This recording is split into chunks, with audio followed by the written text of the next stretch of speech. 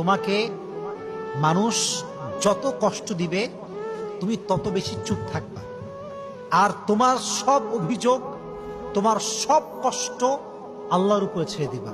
মনে রাখবা, জালিমের দিন একদিন না একদিন শেষ হবে।